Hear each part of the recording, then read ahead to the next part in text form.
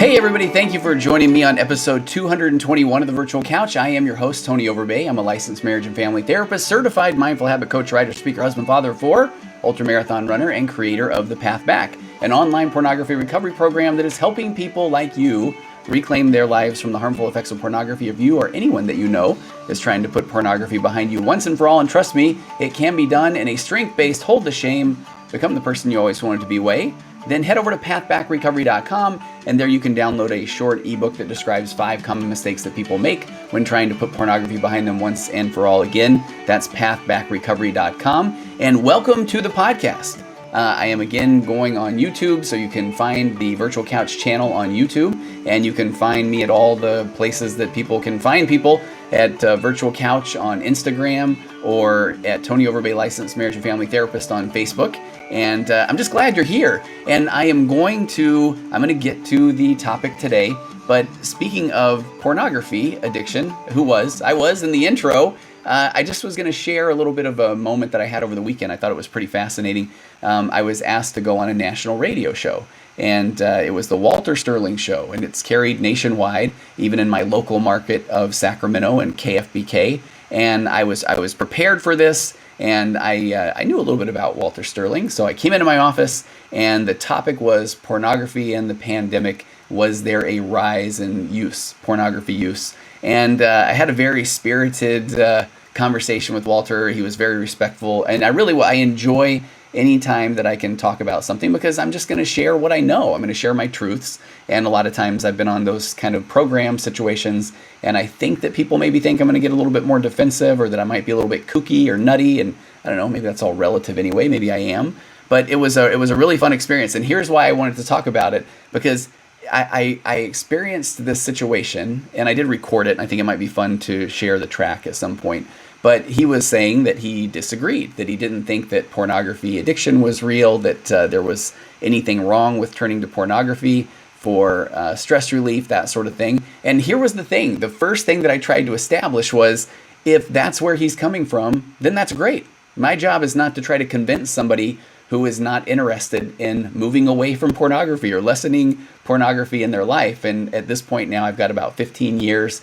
And when I was promoting my book, He's a Porn Addict Now What? An Expert and a Former Addict Answer Your Questions, which I play the role of the expert, that is a bestseller on Amazon. Yes, I am self-promoting, but I'm very proud of that book with co-author Josh Shea.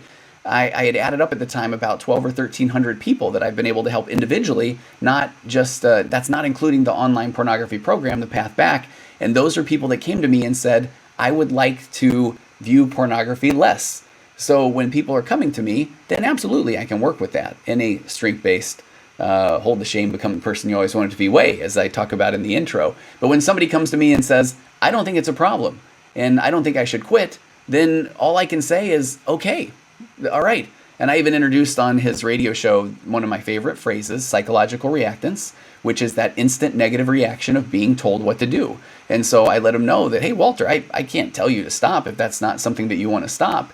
And so I don't know if he was interested in me being more combative, but I had a nice exchange. I talked to him about how when it's used as a coping mechanism, that people are choosing pixels over people, and that when people are, even if a couple is looking at pornography together, if that's something that they want to do, then great. But I believe that there is more of an opportunity for connection between the two of them without having to turn to a third party of sorts in that scenario. And then I barely was able to touch on the fact that pornography addiction, and again, pornography addiction is not something that is a diagnosable addiction. There is compulsive sexual behavior, impulse control disorder. So I 100% understand that. So what I'm trying to do is help people move away from that, if that is something that they would like to move away from, because it's a time, it sucks up the time, sucks the life out of people, warps their sexuality, can make them feel like if they aren't looking at an image of someone perfect who is always, the image always wants them, that then that is, that's their version of reality when it comes to intimacy.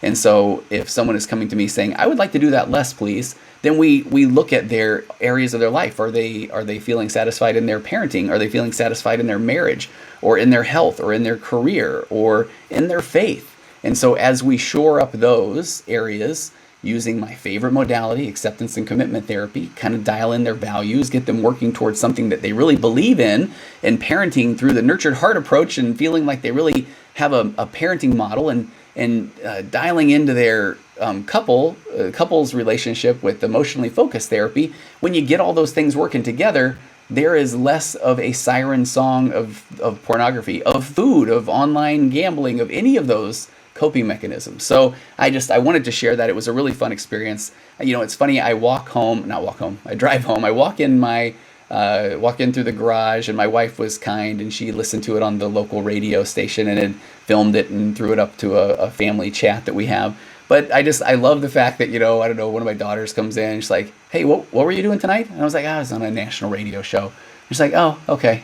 Hey, I'm going over to my friend's house, and I just think, like every dad's doing on a Sunday evening, jumping on a national radio show and talking about pornography, compulsive sexual behavior with someone who was trying to, I think, initially maybe attack them, and then coming out of that and feeling like it was okay. So anyway, that made for a fun weekend. I did enjoy that, and I will put up more about that. I think I've asked Walter if I can use that clip for a future episode or that sort of thing. So there is a bunch of intro in the YouTube video. I'm going to say that you can now start the real topic of narcissistic abuse and its effects on the brain at whatever this minute mark is. So thank you for hanging in there, and actually give me 30 more seconds. Head over to tonyoverbay.com. It has been redone, and people are signing up for my newsletter to find out more about some exciting things, including my magnetic marriage course, which is getting closer to completion. So I can't wait to share that, because I really am excited. I think that's going to be able to help a lot of marriages. So today I'm going to turn to an article, and I'm going to do a lot of riffing, as the kids say today, because I'm going to talk a lot about narcissistic abuse. And the reason why, number one, is that this is an area of my practice that I do a lot of work with.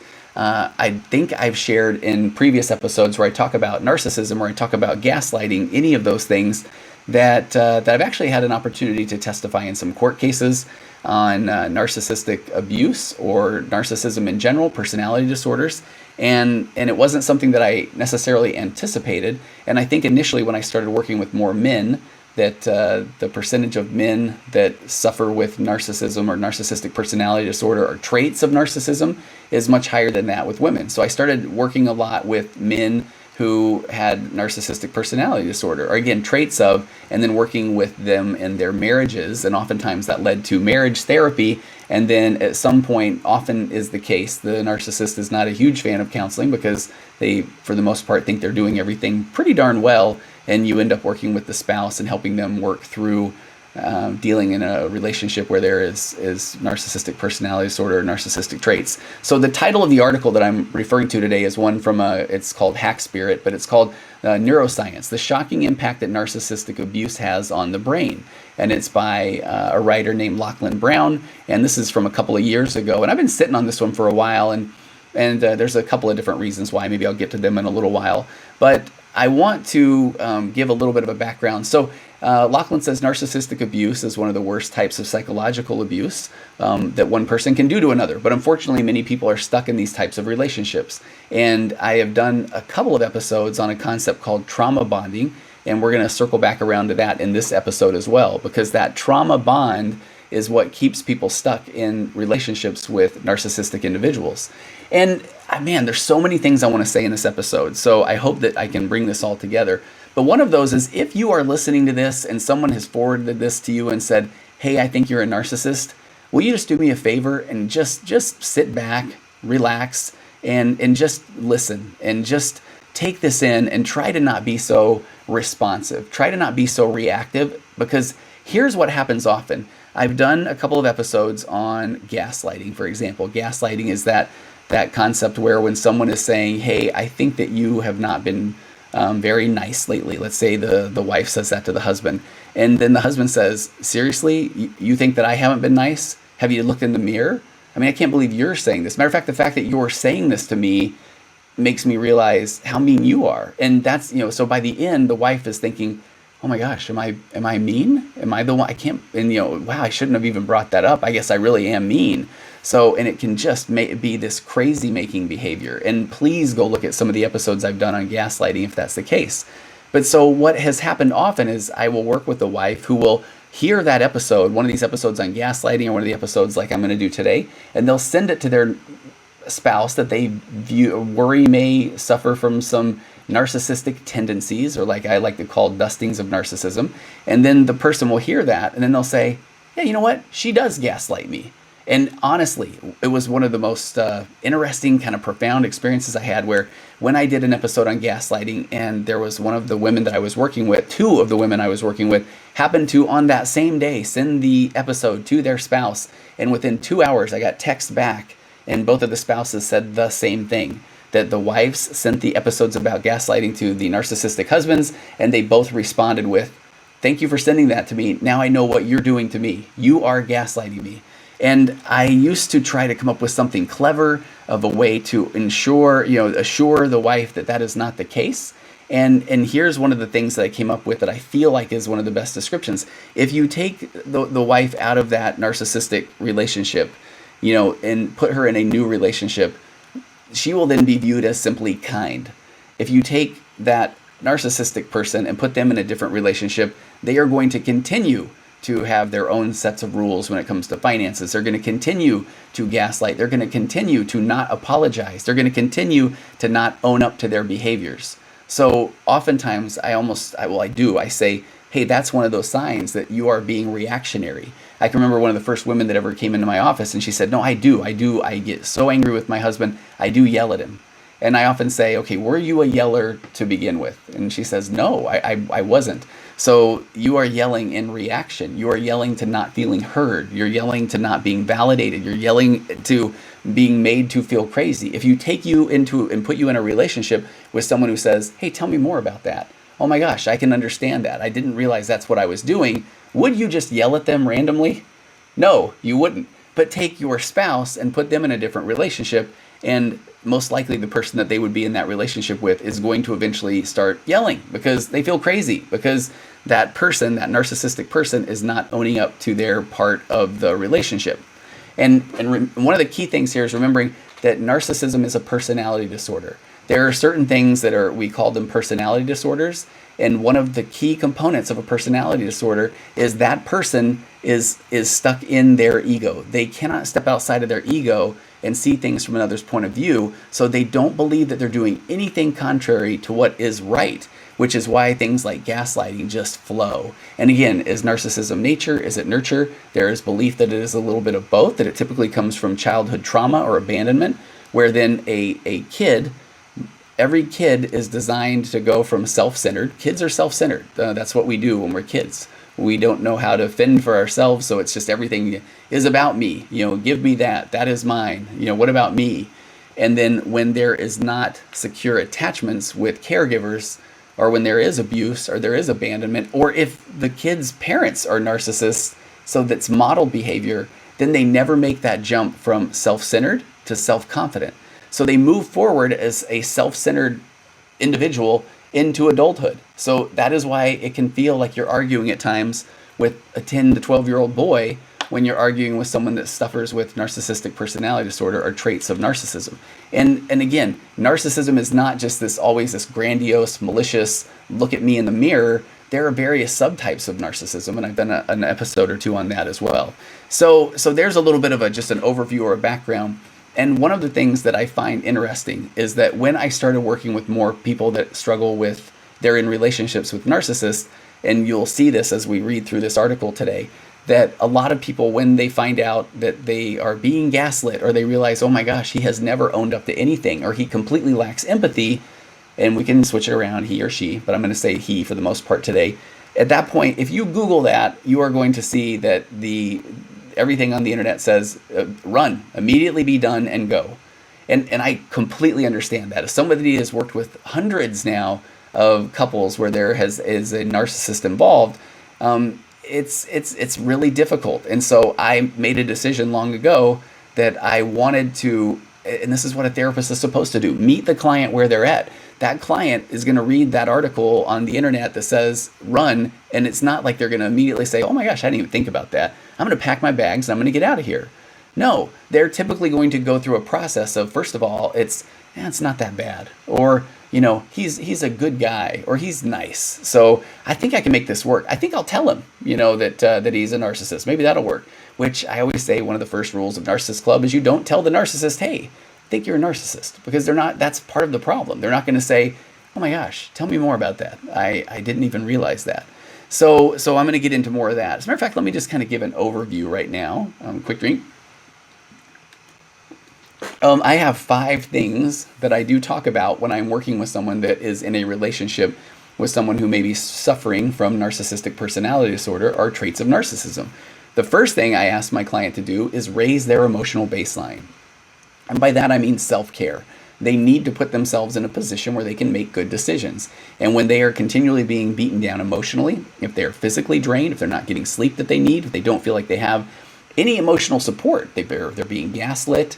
A lot of times with narcissists, they sequester, which means that they make it not very exciting or difficult to reach out to family or friends. Any of those things, that lowers their emotional baseline. They don't feel good about themselves. And that does not put someone in a position to make the best decisions for their life, for their family moving forward. So number 1, I say raise your emotional baseline. Number 2, I say get a PhD in gaslighting. Now, not literally a PhD, but learn all you can about gaslighting, because that is one of the key components to recognize when you are being gaslit. Because that is when you can realize, I'm not crazy. I really do understand, and I have so many examples that I've worked with. And I think I gave one not too long ago that was literally one where, it was a guy that had spent a decade enjoying peanut M&Ms in front of his wife. And then at one point, she gets some peanut M&Ms, and I don't know what the narcissistic trigger was that day, but he says, why'd you get me these? And she says, because you love them. And he said, I've never enjoyed these. I can't believe that you got me peanut M&Ms. And she's going back to basically literally conversations on how the peanut M&M is the finest of all the M&Ms, and how anyone that doesn't enjoy these must be crazy, and how sometimes if you leave them out on the dash, they melt just a little bit and they're perfect and they're wonderful. And she has all of this data, and he's saying, I never said that. And really, you don't even know me if you think that I enjoy peanut M&Ms. So I mean, gaslighting, getting your PhD in gaslighting and understanding in that moment, I don't know why he's doing this, but I know he likes peanut M&Ms. That's the bottom line. So getting the PhD in gaslighting. Another one is learning how to disengage from unproductive conversations, which kind of follows that. Once I understand gaslighting, I'm not going to continue to participate, because the narcissist is not going to own their own crap. They're not going to own their own part of the conversation. The fourth one is setting boundaries. A boundary might be, hey, when you start swearing at me, I'm going to walk out the door, and being able to commit to that, because that's when the gaslighting, oh, fine, walk away. You never want to deal with things, but that's a boundary. But the fifth one, which is the most difficult one, and this goes back to an article that actually a client had sent me years ago from a blog. I think it's called Ask Men. It's by this researcher, PhD candidate. I'll have to put a link to that somewhere in the show notes. But it talked about narcissistic emotional trauma and abuse. But that fifth thing that I like to share is you have to realize that there is nothing that you will say or do that will cause the aha moment for the narcissist to go, oh my gosh, I finally get it. And that one is hard. I mean, I've been doing this a long time, and when I share that with people, that one can feel a little bit hopeless, I understand. But I can also think of, people I work with on a daily basis who, once they know that, they'll kind of identify, these situations where they were saying, and then I found myself thinking, if I say it this way, if I'm really nice, if I withdraw, if I get angry, there's some way that I will be able to express myself that then he will finally go, oh my gosh, I get it. So those are those 5 things that I typically say to kind of keep an eye out for. But again, I know that it's not just as easy as understanding, oh my gosh, I think he might be a narcissist. I have been gaslit my entire life. And once you hear this more about the narcissistic, long-term narcissistic effects on the brain, that it's not so easy just to say, pack up the bags, kids, we're heading out. So I get that. So back to this.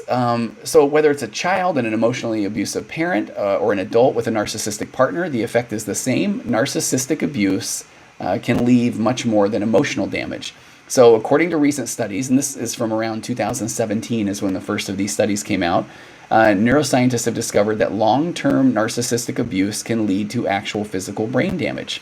And so there's a pretty fascinating, some pictures, some functional MRIs that if you go look up an article on this, that it will show the effects of long-term narcissistic abuse.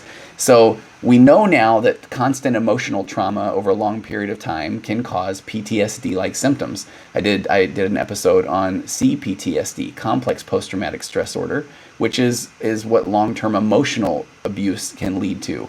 But we also know that in the world of betrayal trauma, when someone finds out about a significant event or betrayal, that also can have these similar effects of PTSD, where there can be triggers that can cause someone to go into fight or flight mode, where their amygdala, which is what supplies the cortisol, the stress hormone, the adrenaline, that will then overcome the prefrontal cortex, or the part of the brain that makes logical sense. The amygdala fires, goes into fight or flight mode. The prefrontal cortex, the decision-making part of the brain, says, we're not needed here. We're about to go into battle with the saber-toothed tiger. We're going to shut down. So then the person becomes just pretty used to when they get triggered, and it can be the gaslighting. It can be just not being heard. It can be emotional withdrawal. But then their brain is triggered and they go into this fight or flight response, and that prefrontal cortex shuts down. So this neuro pathway is created where long-term narcissistic abuse can cause that amygdala to fire and go from 0 to 60, and have someone just feel like just panic or anxiety, or that fight or flight or freeze.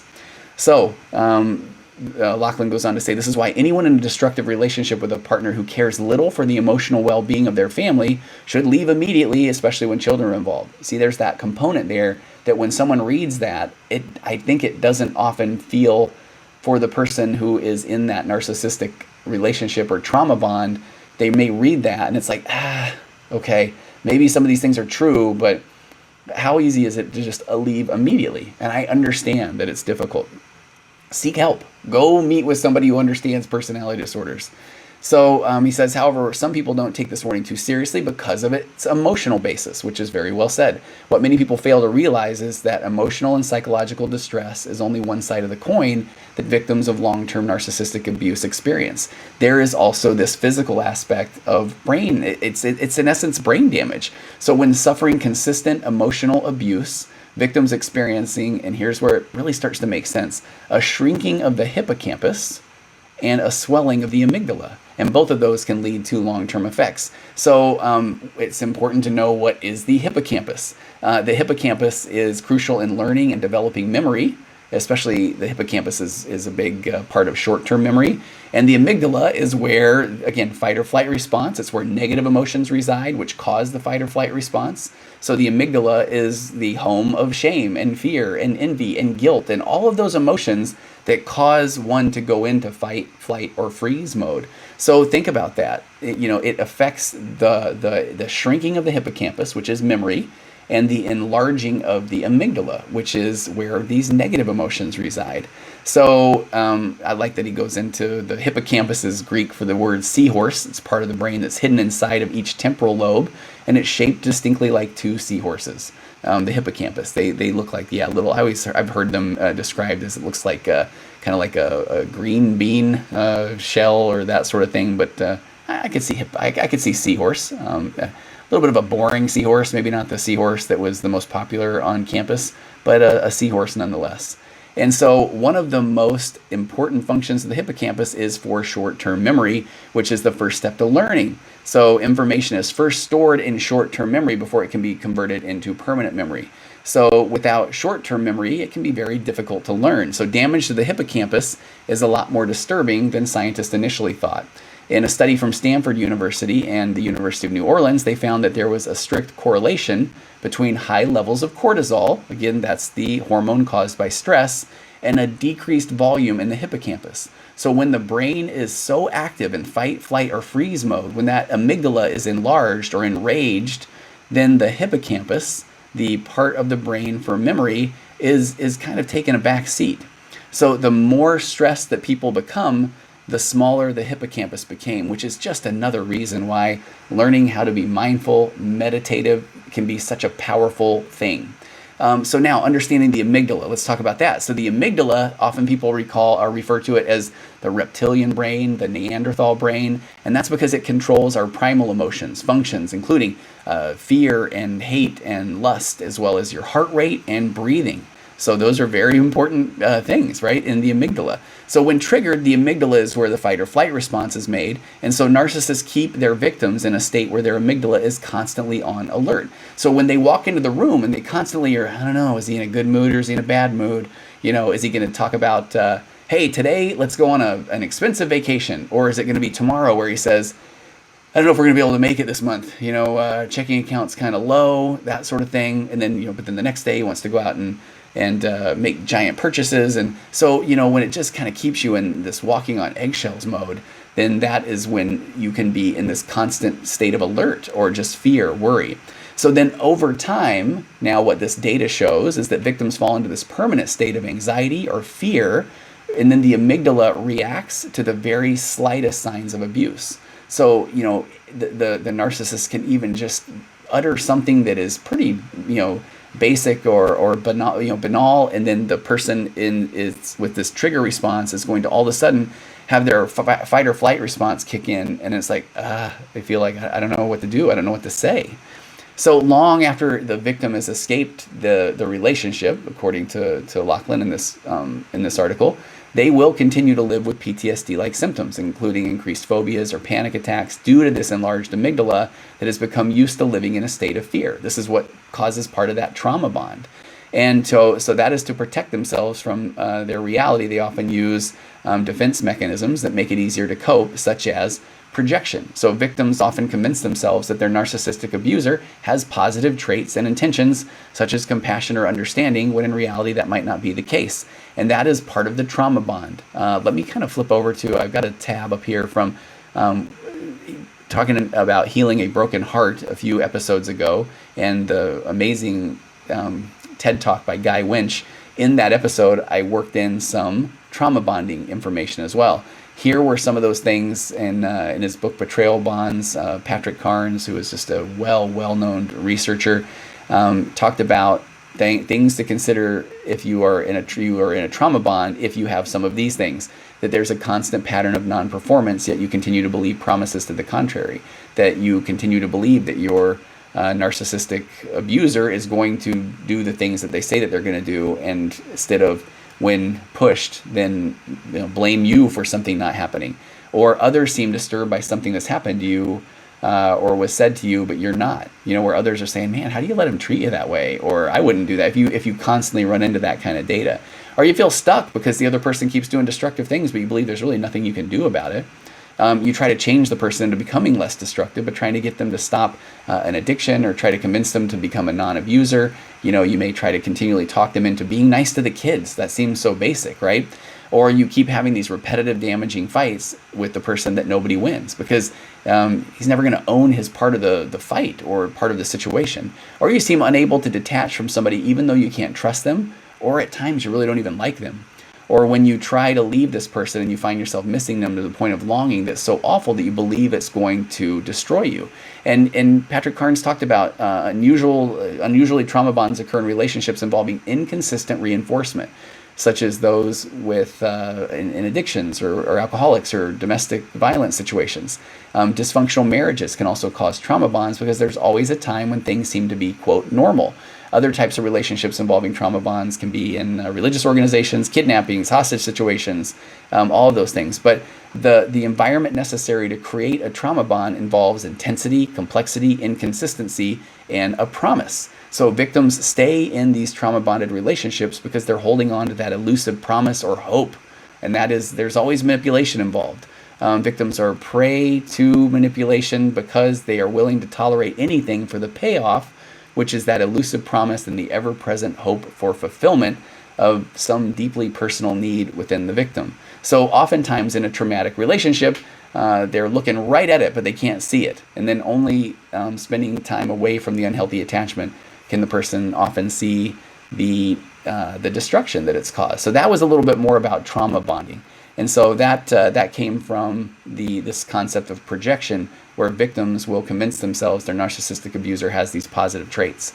Another one of the defense mechanisms that the people that are in relationships with narcissistic abusers will do is compartmentalize. Victims focus on the positive parts of the relationship, separating from the abusive parts and thus ignoring them. And I will talk about this for the rest of my career, but remembering literally the first person where they owned up to one thing in a couples therapy situation, and then the wife and I hung on to that one thing for quite some time. It was like, well, he told the truth this one time, and then all of these other times that was not the case. And I remember just having this aha moment of thinking, wait a minute, the relationship is supposed to be, we're telling the truth all the time, and then once in a while there might be this, well, I wasn't completely honest because I worried that might hurt you, or those sort of things. But, someone that's actually owning that part of it.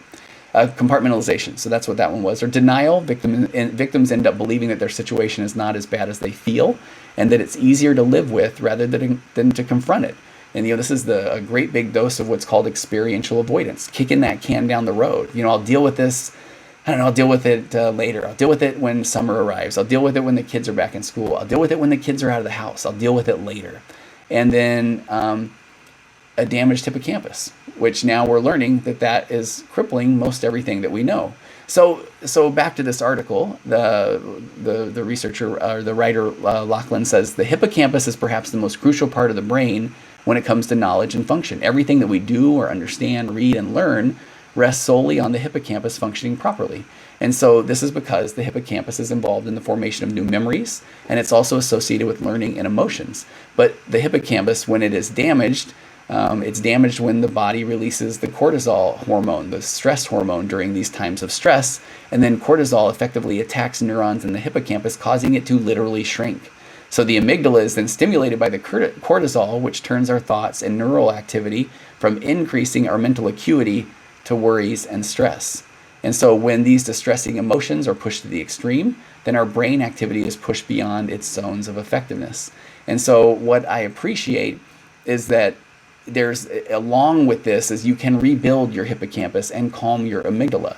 So there is always a way back to a functioning normal brain through certain methods like EMDR. I've done an episode or two on that, or mindfulness, or a combination of yoga, talk therapy, EMDR, mindfulness.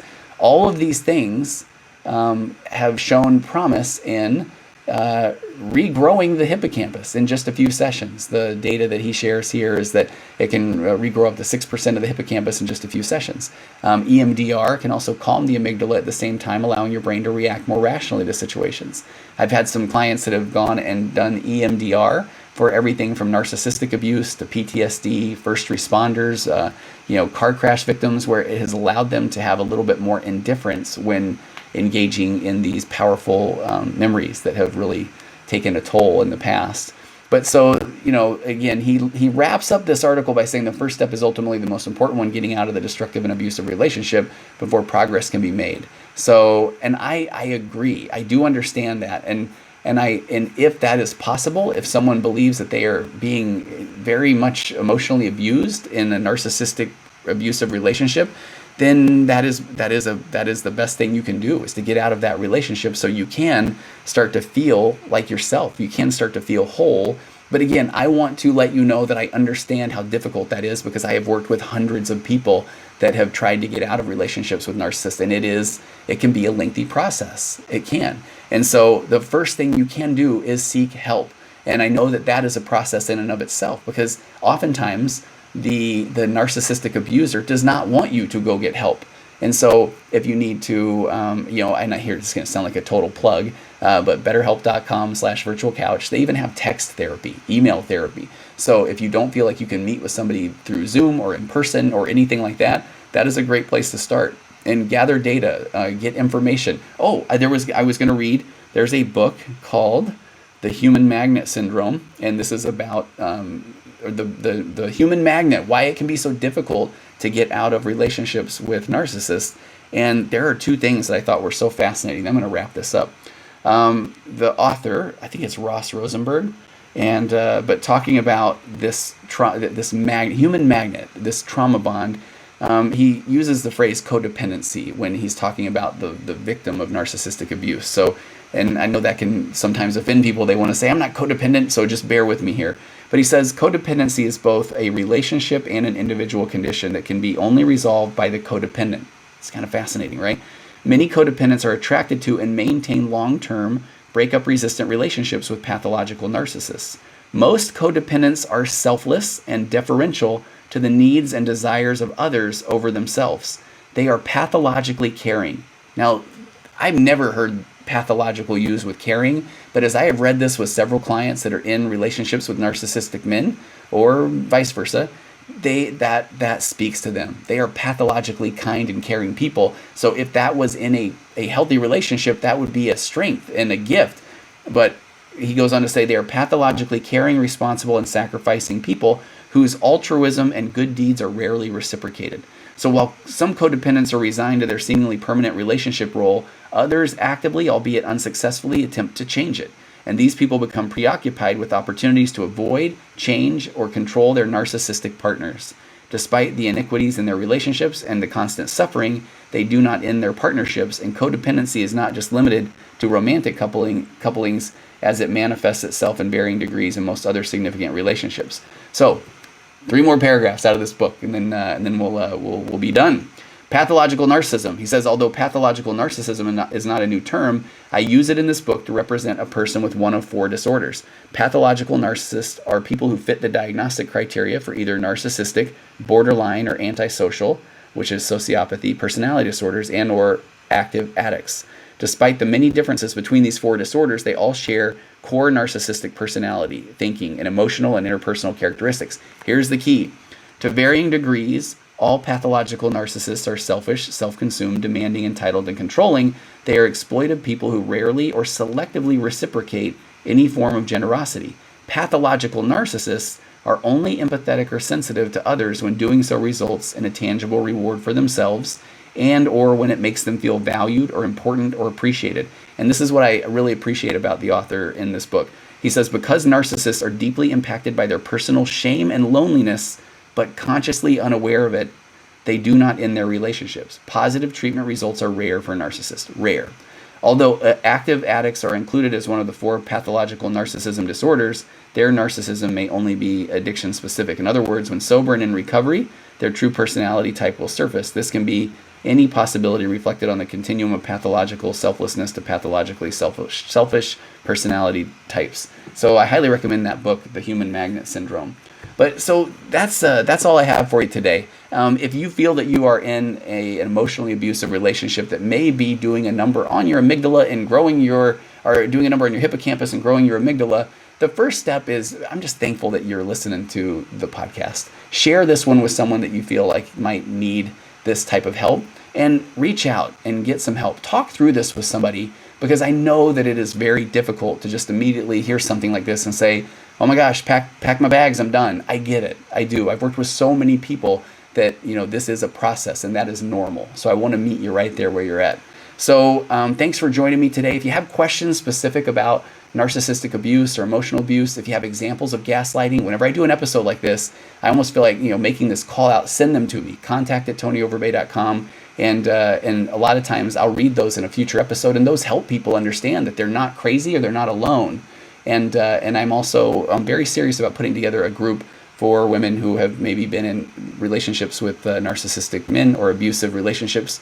And I want to put together a nice, safe group for that. So you can contact me about that too. All right. Hey, thanks for joining me today. And I wish you the best. I hope you will get help if help is what you need. And I'll see you next time on the Virtual Couch.